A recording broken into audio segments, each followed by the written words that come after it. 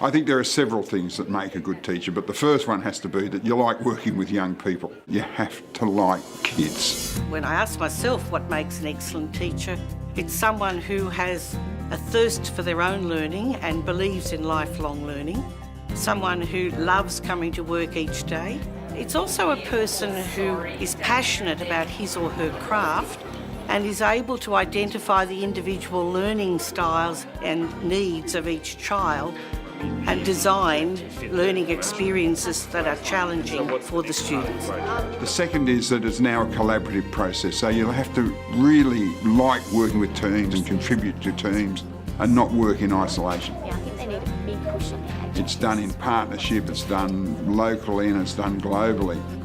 And it's a really exciting time as we're seeing new possibilities emerging in our world. The collaboration with other teachers in the open learning spaces has been really positive. You're sharing some of your skills and expertise with people to help them, but also learning from other teachers in the open space with you. We talk about our children now, and it's our learning space and our learning studio, and it's great because there's more sets of eyes on the children. Parents are involved in schools in a variety of ways, but to me the most important aspect of that involvement is around the learning and teaching.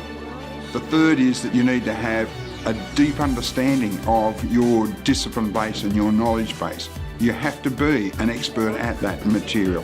You need to understand how young people learn, and you need to be able to reshape and be prepared to learn and change your practice. Teachers' beliefs won't change their teaching practices unless they're trained or retrained and given new ideas of how to become better teachers. The boys, can I sit here? The role of the principal is to be the head teacher.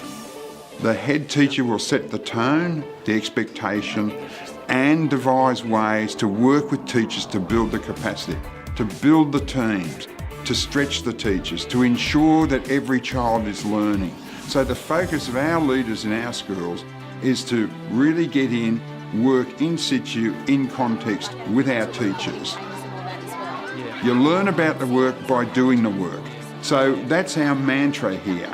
And it's a great commitment to share our expertise, to work collaboratively, to use evidence to inform our practice, and to ensure that both good theory and good practice is driving our search for new ways of making schooling relevant in the life of young people. So learning about learning is the work of every one of our schools. It's a much more intellectual profession, I think, than when I started.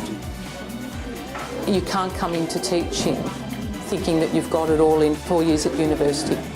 Your learning doesn't stop.